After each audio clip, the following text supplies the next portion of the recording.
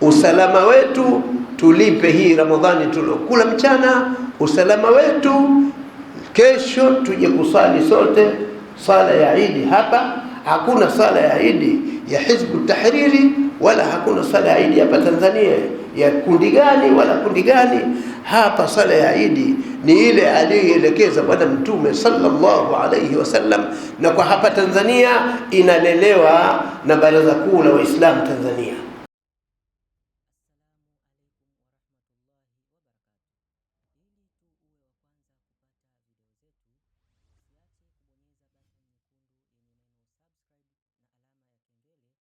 Wallahi mimi sipendi kutoa fatwa, lakini sasa sikizeni fatwa. Sipendi kutoa fatwa kwa sababu mimi juu yangu kuna mufti na mimi ni mjumbe wa Baraza la Ulama kule Bakwata. Fatwa yetu huwa tunaitolea kule, lakini hapa leo natoa fatwa kwamba wale wote waliofungulia leo wamekula ndani ya mchana wa mwezi wa Ramadhani na wanajibika walipe. Waliofungulia leo wamekula, wanawajibika walipe. Wamefungulia Ramadhani bado, kwa sababu imamu hajasema. Imamu kasema vingine, kasema imamu kwamba leo kiongozi mkuu kasema leo tukamilishe. Wewe unamkhalifu kiongozi mkuu, na kumkhalifu kiongozi mkuu ni kinyume na maelekezo ya dini, Qur'ani na sunna za Bwana Mtume.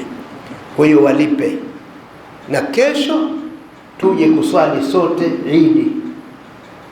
Usipofanya hivyo umemkhalifu Mwenyezi Mungu na Mtume, na kwa sababu ya hiyo umemkhalifu imamu wako, na maana umemkhalifu Mungu na Bwana Mtume Muhammad sallallahu alayhi wasallam.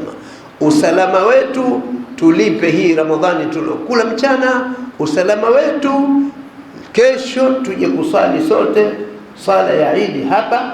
Hakuna sala ya Idi ya Hizbu Tahriri wala hakuna sala ya Idi hapa Tanzania ya kundi gani wala kundi gani. Hapa sala ya Idi ni ile aliyoelekeza Bwana Mtume sallallahu alayhi wasallam, na kwa hapa Tanzania inalelewa na Baraza Kuu la Waislamu Tanzania.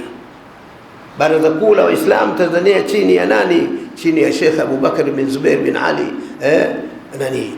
Kwa hiyo huyo mbwana, kwa hiyo huyo ndio kiongozi wetu na yupo, na hakuna hata haki ndogo inayokuruhusu wewe uweze kumkhalifu kiongozi wetu.